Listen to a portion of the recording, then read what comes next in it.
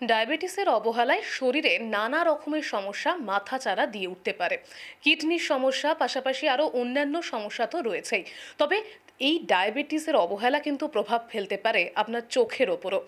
এবং যদি ঠিক সময়ে আমরা সেটা জানতে না পারি, তাহলে কিন্তু আপনাকে হারাতে হতে পারে দৃষ্টিশক্তিও। ঠিক কীভাবে প্রভাব ফেলতে পারে ডায়াবেটিস আপনার চোখের ওপরে জানেন কি? আজকে জানবো। এই মুহূর্তে আমার সঙ্গে উপস্থিত রয়েছেন অপথলমোলজিস্ট ডক্টর বরুণ দত্ত। এস নিউজের পর্দায় স্বাগত স্যার আপনাকে। ডায়াবেটিসের প্রভাব চোখের ওপর কিভাবে পড়তে পারে সেটা যদি একটু শুরুতে বলেন। ডায়াবেটিস অনেক রকমভাবে চোখের প্রবলেম করতে পারে। দুরকম ডায়াবেটিস আমরা দেখতে পাই, জেনারেলি টাইপ 1 ডায়াবেটিস এবং টাইপ 2 ডায়াবেটিস বা maturity onset diabetes. Type 1 diabetes ছোটোবেলা থেকেই পেশেন্টদেরকে আক্রমণ করে এবং টাইপ 2 ডায়াবেটিস জেনারেলি 40, 45, 50 ইয়ার্সে গিয়ে পেশেন্টদের আক্রমণ করে। এই ডায়াবেটিস থেকে মূল যে প্রবলেমগুলো হয় সেগুলো একটা হচ্ছে আর্লি অনসেট অফ ক্যাটারাক্ট বা ছানি, আর 2 নম্বর হচ্ছে ডায়াবেটিসের থেকে ডায়াবেটিক রেটিনোপ্যাথি, যেটা কিনা খুবই ধ্বংসাত্মক একটা অবস্থা। একদমই তাই। এবার আমি সমস্যাগুলোতে আসার চেষ্টা করব যে চোখের ওপর যদি ডায়াবেটিসের প্রভাব পড়ে তাহলে কি ধরনের সমস্যা দেখা যেতে পারে?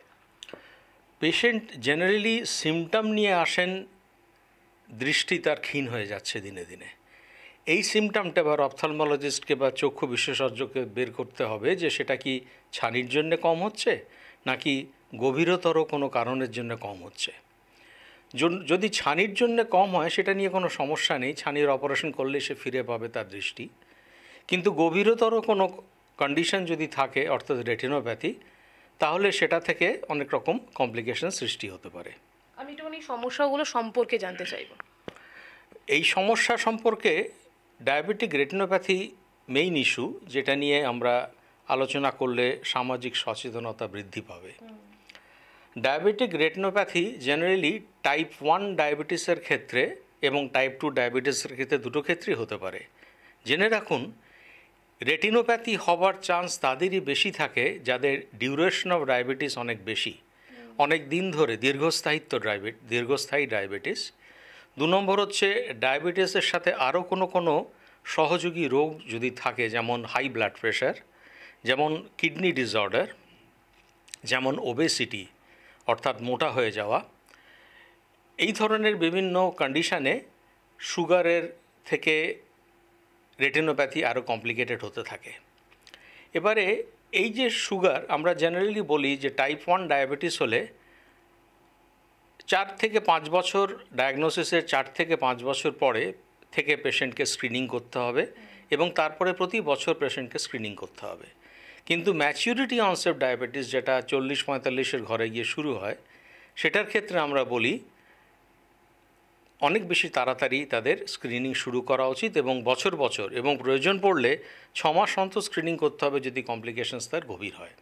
এবারে ডায়াবেটিসের কমপ্লিকেশনস যেগুলো রেটিনোপ্যাথির ক্ষেত্রে দেখা দেয়, তার প্রথম কমপ্লিকেশন সেটা হচ্ছে যেটাকে বলা হয় নন প্রলিফারেটিভ ডায়াবেটিক রেটিনোপ্যাথি, অর্থাৎ সুগারের হাই সুগার থাকার জন্যে আমাদের রক্তনালীর মধ্যে কিছু পরিবর্তন ঘটতে থাকে। সেই পরিবর্তনগুলো কি? একটাকে বলে প্লেটলেট অ্যাগ্রিগেশন, অর্থাৎ প্লেটলেটটা একটা রক্তের কণিকা বিশেষ, সেগুলো একের সাথে আরেকটা জুড়ে যায়। লিউকোসাইট অ্যাগ্রিগেশন, অর্থাৎ শ্বেতকণিকা একটার সাথে আরেকটা জুড়ে যায়। আর বেসমেন্ট মেমব্রেন, আমাদের রক্তনালীর যে একটা বেসমেন্ট মেমব্রেন থাকে, সেই বেসমেন্ট মেমব্রেনের থিকেনিং, মোটা হয়ে যাওয়া। এই সবকটা কারণে রক্তনালীর লিউমেন ছোট হয়ে যায়, ন্যারো হয়ে যায়, সরু হয়ে যায়, তার ফলে রক্ত চলাচল কমতে থাকে। এইটার সাথে সাথে একটা অদ্ভুত জিনিস হতে থাকে, রক্তের নালীর বাইরের দিকে পেরিসাইট বলে একটি সেল থাকে, সেই সেলগুলো আস্তে আস্তে মরতে শুরু করে, তাদের দ্রুত মৃত্যু ঘটতে থাকে এবং ঘটার ফলে আমাদের রক্তের লিউমেনটা, মানে লিউমেনের এন্ডোথেলিয়ামটা হার্নিয়েট করে, মানে ওখান দিয়ে একটু একটু করে বেরিয়ে আসে, যেহেতু ওয়ালের ফার্মনেসটা সেখানে নেই। তার ফলে সৃষ্টি হয় একটা কন্ডিশন, তাকে বলা হয় রেটিনাল মাইক্রো অ্যানিউরিজম। এই মাইক্রো অ্যানিউরিজমটা হচ্ছে the earliest finding in diabetic retinopathy. Micro aneurysm দেখলে আমরা সচেতন হয়ে যাই, পেশেন্টকে বলি এবার কিন্তু আপনি ট্রিটমেন্ট ভালো করে করতে আরম্ভ করুন। এবারে এটি হচ্ছে মাইক্রো অ্যানিউরিজম। এছাড়া ডট অ্যান্ড ব্লট হেমারেজ, বিভিন্ন কোয়াড্রেন্টে রেটিনার রক্তপাত হতে থাকে, তাকে বলে ডট অ্যান্ড ব্লট হেমারেজ, একটা কোয়াড্রেন্টে বা চারটে কোয়াড্রেন্টে বা দুটো কোয়াড্রেন্টে এটসেট্রা। সেকেন্ড একটা পিকুলিয়ার জিনিস যেটা রেটিনাতে দেখা যায় সেটা হচ্ছে রেটিনোপ্যাথি, একটা বিশেষ অঙ্গ, সেটাকে বলা হয় ম্যাকুলোপ্যাথি। বা এখানে কি হয়, আমাদের যে সেন্ট্রাল রেটিনা যেটা দিয়ে আমরা ফোকাস করি জিনিস, সেই জায়গাটা মোটা হয়ে যায়, তাতে জল জমে গিয়ে সেটা থিকেন্ড হয়ে যায়, হয়ে গিয়ে দৃষ্টিশক্তি খুব অবনতি ঘটে। থার্ড যেটা হচ্ছে সেটা হচ্ছে প্রলিফারেটিভ ডায়াবেটিক রেটিনোপ্যাথি, এবং এইটি একটি ধ্বংসাত্মক প্রক্রিয়া। কীরকম ধ্বংসাত্মক? এতে আমাদের রক্ত চলাচল কম হওয়ার ফলে টিস্যু যে আছে, রেটিনাল টিস্যু, তাতে হাইপক্সিয়া হয়, মানে তাদের রক্ত চলাচল কম হয়, তাতে ক্ষুধার্ত থাকে, ঠিক অক্সিজেন পৌঁছায় না। না পৌঁছানোর পরে ভিইজিএফ বলে একটি সাবস্ট্যান্স বের হয় তাতে। সেই ভিইজিএফগুলো নতুন নতুন রক্তনালীকে সৃষ্টি করে, ভাবে যে নতুন রক্তনালী সৃষ্টি করে তা দিয়ে রক্ত প্রবাহিত হতে থাকলে রক্তের ক্ষুধার্ততা যে সৃষ্টি হয়েছে টিস্যুর মধ্যে, সেগুলো বোধহয় কিছুটা কমবে। কিন্তু সেইটা কমে তো নাই, উপরন্তু এই নতুন রক্তনালীগুলো ফেটে যায়, ফেটে গিয়ে সিভিয়ার হেমারেজ সৃষ্টি করে চোখের মধ্যে। 1 নম্বর। 2 নম্বর, একটি কন্ডিশন আছে যেখানে রেটিনাটাকে তার নিজস্ব জায়গা থেকে টেনে তুলে দেয় ফাইব্রাস টিস্যু। এই যে রক্তগুলো বের হয়, হেমারেজ হয়, তার মধ্যে ফাইব্রাস এলিমেন্ট থাকে, যেটা রেটিনাকে টান মেরে তার জায়গা থেকে তুলে দেয়, তাকে বলা হয় ট্র্যাকশনাল রেটিনাল ডিট্যাচমেন্ট। এই প্রত্যেকটি ক্ষেত্রে পেশেন্টের দৃষ্টি খুব সাংঘাতিকভাবে ব্যাহত হয় এবং অন্ধত্ব পর্যন্ত পেশেন্টের আসতে পারে। তাহলে আমরা পেলাম ট্র্যাকশনাল রেটিনাল ডিট্যাচমেন্ট, আমরা পেলাম ভিট্রিয়াস হেমারেজ। এগুলো হচ্ছে খুব অন্তিম অবস্থার ডায়াবেটিস রেটিনোপ্যাথিতে যেগুলো হয়। এবং এই জায়গায় দাঁড়িয়ে সাধারণ মানুষ বুঝবে কিভাবে যে ডায়াবেটিস হয়েছে, এবং যদি সেটা মানে ডিটেক্ট না হয় এবং সেটা আমার চোখের ওপর প্রভাব ফেলছে, কি কি ধরনের সিমটমস বা লক্ষণ আমাদের নজর দেওয়া দরকার রয়েছে? প্রথমেই বলবো, যে পেশেন্টের ডায়াবেটিস ডিটেক্টেড হবে তিনি প্রতি বছর কোনো সিমটম না থাকলে অপথলমোলজিস্টকে ভিজিট করবেন, চোখের ডাক্তারের কাছে আসবেন এবং চোখ দেখাবেন। সিমটম যখন সৃষ্টি হয় তখন অনেক ডায়াবেটিক রেটিনোপ্যাথি বা ডায়াবেটিক রিলেটেড আই ডিজিজ অনেক এগিয়ে গেছে। ততদিন যদি অপেক্ষা করে তাহলে অনেক সময় সেটা ইরিভার্সিবল হয়ে যেতে পারে, অর্থাৎ সেটাকে আর ফিরিয়ে আনা নাও যেতে পারে। সেই জন্যে ডায়াবেটিস হওয়া মাত্র পেশেন্টকে তার সেই বছর থেকে বা তার পরের বছর থেকে একটা রেগুলার পিরিয়ডিক চেক আপ করতে হবে, এবং ophthalmologist is the main person who will detect যে পেশেন্টের কী হয়েছে এবং কতটা তার ডিগ্রি এবং তার ট্রিটমেন্ট কী লাগবে। এবং এই টেস্টের ব্যাপারটা কি খুব ছোট বয়স থেকেই বা অভিভাবকদের শুরু করার দরকার রয়েছে নিজের সন্তানদের ক্ষেত্রে? যদি ডায়াবেটিস হয় এবং টাইপ 1 ডায়াবেটিস ছোটোবেলা থেকে যেটা হয়, সেই ডায়াবেটিস যদি হয়, তাহলে জেনারেলি 4 থেকে 5 বছর পর থেকে, সুগার ডিটেক্ট হওয়া 4 থেকে 5 বছর পর থেকে eye check up mandatory. Generally এই ধরনের পেশেন্ট যখন আপনাদের কাছে আসে, কি ধরনের টেস্টের মাধ্যমে আপনারা বুঝতে পারেন যে এটা একটা চোখের ওপর ডায়াবেটিসেরই কোনো একটা প্রভাব পড়েছে, যে ধরনের সমস্যা হতে পারে, যেটা কোন ধরনের টেস্ট রয়েছে? The gold standard of investigation, যেটি মেইন ইনভেস্টিগেশন, সেটা হচ্ছে ক্লিনিক্যাল এক্সামিনেশন। ক্লিনিক্যাল এক্সামিনেশনে আমরা মানে একটা বিশাল অংশ চোখের ডায়াবেটিক রেটিনোপ্যাথির সব কিছু পিকচার আমরা দেখতে পাই। সেকেন্ডলি, একটা টেস্ট আছে যাকে বলা হয় ফ্লুরোসিন অ্যাঞ্জিওগ্রাফি। ফ্লুরোসিন অ্যাঞ্জিওগ্রাফি করলে আমরা রক্ত চলাচল, রক্তের প্রবাহ কীরকম রক্তনালীর মধ্যে দিয়ে হচ্ছে তার একটা ইঙ্গিত পাই, এবং সেই ইঙ্গিত পেয়ে আমরা তার যা ট্রিটমেন্ট সেটা করি। থার্ড হচ্ছে অপটিক্যাল কোহেরেন্স টোমোগ্রাফি বলে একটা টেস্ট আছে। সেই টেস্ট করে আমরা ক্লিনিক্যালি সিগনিফিকেন্ট ম্যাকুলার ইডিমা, যেটা বললাম যে মাঝখান ভাগে জল জমে গিয়ে লেয়ারটা থিকেন্ড হয়ে যায়, চওড়া হয়ে যায়, লেয়ারটা মোটা হয়ে যায়, দৃষ্টিশক্তি কমে যায়, সেটাকে আমরা অপটিক্যাল কোহেরেন্স টোমোগ্রাফিতে খুব ভালো বুঝতে পারি। তো মোটামুটি এই 3টি হচ্ছে আমাদের ডায়াবেটিক রেটিনোপ্যাথি জানবার বেস্ট টেস্ট আর কি।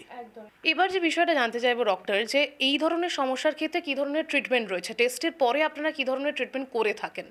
যদি নন প্রলিফারেটিভ মানে আর্লি ডায়াবেটিক রেটিনোপ্যাথি হয়, সেক্ষেত্রে আমাদের এক্সারসাইজ, ডায়েট কন্ট্রোল এবং লেজারের একটা বিরাট ভূমিকা আছে।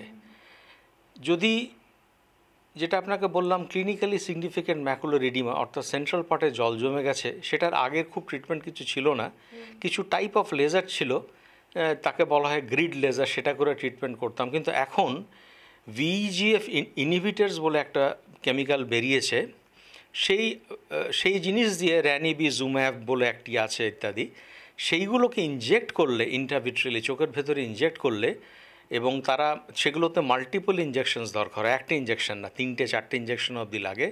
ইনজেক্ট করলে ভেতরে জলটা আস্তে আস্তে শুকিয়ে যায় এবং পেশেন্ট তার ভিশন অনেক ক্ষেত্রেই ফিরে পায়।